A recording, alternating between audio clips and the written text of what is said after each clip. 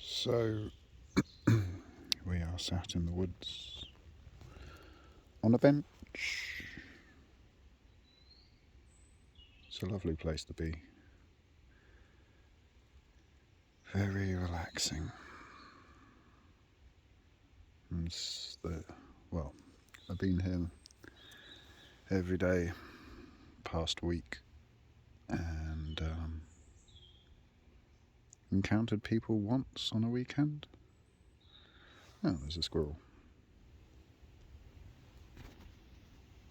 Where? He's gone. Is he still there?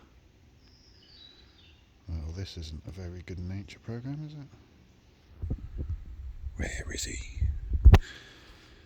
But yeah, first day at work, and it was a good day. It was a very good day, actually. I've worked in quite a few office jobs now. This one is in a cabin, which I wasn't sure about initially, working in a porter cabin. It's going to be, an environment where there's not much space, could be too noisy, but there's literally 4 people there. Sat next to me is the director of the company. I'd place him somewhere in his 30s, and he's a lovely guy, really knowledgeable. Sat opposite him is the woman who interviewed me, who's also his partner. They live in a bungalow next to this company. The company is set on farmland which belonged to his dad, and his dad lives in a house next door to the owner and his partner. So there's a lovely family feel to the place. It's set amongst lots of land. Backed onto the porter cabin office is a large field with horses at the far end, which belong to the partner of the owner. On the opposite side to the office, pardon me, one sec. Oh, dear. Doesn't even feel like it's windy today. On the opposite side to the office porter cabin is all the workshops, which just look like warehouses, but that's where they cut and treat and profile all the wood. But it's lovely. The director's nice, his partner's really nice. The guy who sits opposite me, who works in sales, is lovely. Everyone's got a nice sense of humour. There's no drama. Just all of them are just calm. In every single place I've worked, there's always been at least one person or multiple people who are either very young, so just chatting all the time, but just chatting complete and utter gibberish most of the time, or there's just people who are just very drama orientated or intense, bitchy, not very nice. And I've had that in a lot of places, and it only takes one to ruin the entire atmosphere in an office. But there is none of that here. It is wonderful. The setting is wonderful, trees and fields on either side of the buildings. It's a fairly young company, but it is looking to expand. It's just waiting on planning permission. It's just really nice. I mean, the one interesting thing that the guy in sales said, it was just mentioning about people, who just don't really care about their jobs, and it just makes life difficult on everyone else. And I said to him and the director's partner that you need to take pride in the job that you do. Because obviously you're not in your dream job, but that doesn't mean that you can't give a damn about what you do. You have to. If you don't care, then you just make life more difficult for the other people that you work for. And I've worked with a lot of people who act like martyrs. They just whine and complain all day about everything. Nothing is going right and everything is a problem. And I just think to myself, just pack it in. You're just draining to be around and to listen to. I don't know. But yeah, the guy in the sales team just wanted basically for more people to be working there who gave a damn, and not to say that it's lacking, I just think he said, it's a rarity that people care about their jobs. And then the director said to me that, he's got his core people and he wants more core people, because he said there's a few people in the workshop who might come and go if they're students, or, if it's just not a good fit for them, I guess. But I could just relate to what both of them said, because as jobs go, yeah, of course, it's not a dream job, but it's a job which seems simple enough. It's logistics, it's getting the deliveries from the workshop to the customers. There'll be plenty of other things that I'll be doing as well, but that's the core of it, and it seems doable. The only thing intimidating is learning the product. Shouldn't be too hard. There's 4 main wood types, and then the different profiles and cuts and lengths and depths, etc. It's just one of those things where I heard the phone calls today and they were using terminology and numbers and codes which I didn't understand, and that's quite baffling. But it doesn't need to be intimidating, because it's a product. You will learn the product. That's not a problem at all. It's your first day after all. But the rest of it all seemed logical, seemed to make sense. The systems they use and spreadsheets. It's nothing that I'm not familiar with or have done similar things in previous jobs, so I know I'm more than capable of it, and it will be fine. And as companies go, I don't think I could ask for a nicer contrast compared to that other job, or other jobs plural, to be fair, because I've worked in a lot of stressful places. I'm not saying that this job won't get busy at times, and it probably gets stressful at times, perhaps. But the people are lovely, the energy is calm, the location is beautiful, smells like fresh cut wood when you go outside. It's good pay. It's like £500 less than the previous job I worked at, which everyone just seemed stressed there, to say the least. So yeah, this is lovely, and it's only half an hour commute, which works for me. And then once I have my van done, which a couple of people I spoke to about it absolutely loved it, and yeah, once I have the van done, commuting's not going to be such an issue, although I will be spending more money on fuel each month because I'll be travelling about in it. But it's all good. It's all good. So yeah, get more work done on the van. It's still with him actually. He waterproofed the box. He's got another garage, a third garage with diagnostics. No, sorry. Second garage he's taking it to with diagnostics. Because he ran diagnostics on his, he took it to a garage, he's taking it to another garage who he thinks will have the correct stuff. And then if not, it might have to go manual in checking each of the wheels, the brakes, the wiring, the sensors, to find out what's going on. Because the light for the ABS is on and it can't pass an MOT if the light is on. But at the end of the day, it needs doing. Hopefully it's something simple which is found quickly. It could be something simple which takes ages to find. It could be something very expensive that takes a short or long time to find. I have no idea. We will cross that bridge when we come to it. But the main thing is I've got a job now, and it's a job which feels good. I tried doing the art full time, and right now it doesn't feel good. Didn't feel good. It took the joy away from drawing. I felt an undue sense of pressure. I was stressing myself out. It wasn't the right time for it. I think it will be good to obviously focus on getting the van done, and then I will have my own space, see how that goes. It's going to be living on my own for the first time in quite an unusual environment, I'm sure some would say, but it gives you freedom, more so than a house or a flat or wherever you choose to live. But yeah, we'll see how reducing stress levels go in terms of creativity. So obviously with the kitchen in the van, I mean cooking, new creative experiences. I mean, more free time, less screen time, because I won't have the computer switched on all the time in the van. Even though I didn't realise just like how much power you can get from leisure batteries and charging up during the daytime with solar panels, and you know, for most of the year being able to use a laptop or something mains electric during an evening and have it charged up ready for the next day. That's quite impressive.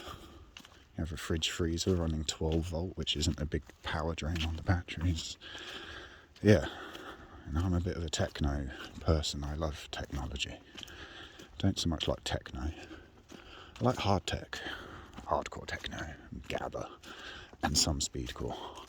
But once you get into extra tone and splitter core, which are just songs where the bass line isn't like, but where the bass line is just like, just imagine that just for a whole song. It just sounds like a machine gun's firing. Like, is this music? I know they're trying to be challenging and underground, but I mean, there is literally a genre of music called noise, and the song plays and you quickly press stop, because guess what? It's noise, and not even subtle noise. It sounds like an aneurysm. It's just, and you're like, fuck, there's no tempo, there's no beat. It's just being blasted in the face with noise. Yeah. But then, on the opposite end of the scale, I don't get pop music. I heard so much of it, and it never, I don't know. I want to say it never really changes, but it does change with the times. Obviously, there's genres which influence it. But I listen to it and it physically hurts to listen to. I'm like, this is just mind-melting shite. Here's the view. The river's over there. Walk along the river. And then where the tree line is up there, there's a path which goes all the way around. Yes. Yeah. Not feeling as ill now as well, which is good. There's something lingering sat on my chest, tickly cough, but I can tell it's the end of it. Not coughing up stuff anymore or feeling rough, but well, I still feel rough, but there's something going around. I saw a dog walker as I was walking. We nearly dropped my water. I saw a dog walker as I was starting this walk, and he said, "Oh, we'll get back, I got COVID." He described his symptoms, and I thought, yeah, sounds similar to what I've got, or had, should I say. Similar to a friend of mine I met on Sunday. He described his symptoms. He tested positive the other week. I was like, yeah, sounds identical. I just didn't have any home test kits, but I just slept, and I slept, and yeah, we're getting there. But part of me did wonder if it was COVID, because going on walks is just tiring me out more. Don't know. We'll see. Whatever it is, you work through it. You get over it. It'll be fine. More water, more rest, eat healthier. But yeah, this job's go. I think this is the one. Lovely people. Easiest commute. It's not too bad. Half hour, is what it is. But that won't be a permanent problem. Yeah, no, this job ticks a lot of boxes, so I'm happy. Can carry on funding the van. Hopefully get that done in the next 4 or 5 months, I reckon. I reckon I'm going to have to throw about 4 or 5 grand more at it, maybe 6. We shall see. It'll get there though. That's the main thing. It will get there. And then it will take me wherever I want to go. I'm going to stick with the UK though. I was never a big fan of travelling abroad. It just makes me feel constantly uncomfortable being in a place where most people don't speak your language. Don't like it. Don't understand the appeal. Only place I'd really, truly ever want to go is Japan. But not from a, oh, I love anime. Because I really don't. I can't stand it, to be honest. watched a few films when I was younger, a teenager, and thought, yeah, this is cool because it's loud and hyperactive and has no subtlety whatsoever as a genre. But as I got older, I was like, this is just making me a bit like pop music, physically uncomfortable. It's just weird, you know. Voice acting is really loud, especially the female characters.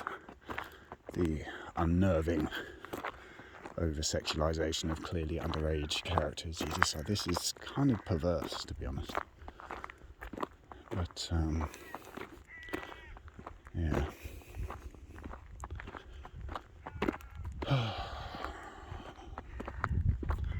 Tired. Crows are going mad in that tree. Oh, they stopped. Classic crows. Oh, yeah. Get the van done. Adjust to new lifestyle. Contemplate dogs at another time. The guy in sales said, you do realise a director wouldn't mind having a dog here. But what, if I had a dog, I could bring it to work? Good heavens. I mean, I would have thought I would anyway, because it would be living in the van when eventually I do get one, but that's the other amazing thing about this site. The fact that there's a couple of fields, literally, when the van is done and whenever I get a dog, just open up the van, get the dog out, take it for a walk around the fields. Easy breezy. It's, like I said, as jobs go, this is, I can't believe my luck.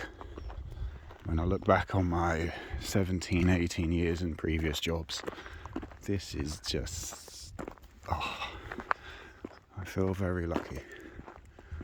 And it is exactly what I needed right now. So, yeah, I'm glad. It's a good footing for the next steps in my life, you know.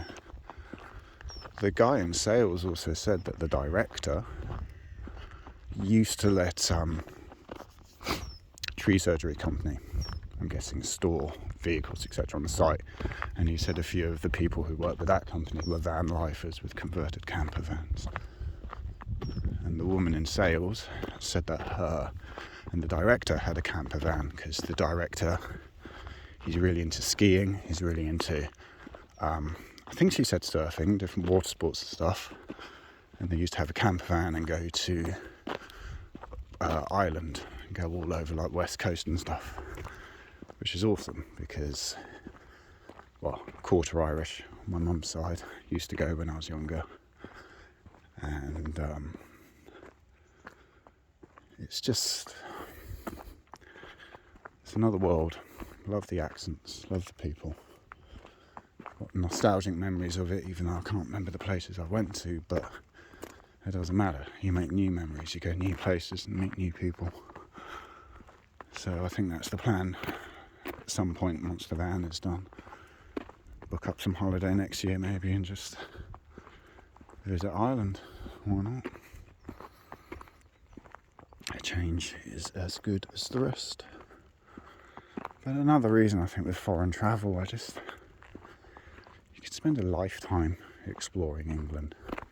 You know, just random places like this where you just on a farm track, even though this doesn't feel random for me because it's what I grew up with, but there's so much to see in this country and in Ireland. I don't need to travel all around the world. I know you can say the experiences that broaden the mind and, you know, help shape your personality and who knows what else, but it's not for me. Japan maybe one day, but that's a long way away. I think I've got plenty to do here.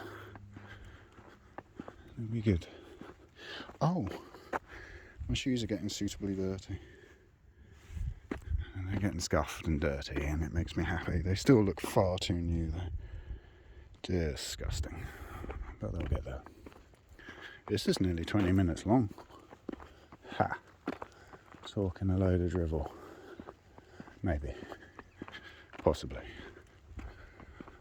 Some people have said, oh, you should read books, or you should be on radio, you should do this, that and the other. So, yeah, apparently I should be writing books as well and doing all sorts of things with my art, which I'm not doing, but nah, it's I'll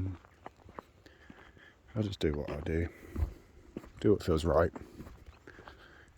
I don't need to do any more or less than that, and I'll often push myself because I don't feel like I am enough or good enough, so I push too far, push too hard, and you get exhausted and it's no good. So that's one good thing that came from being ill. Just kind of made me realise the value of sleep and actual rest, and just don't push yourself when you clearly need to rest up. So yeah. Ooh, bird of prey.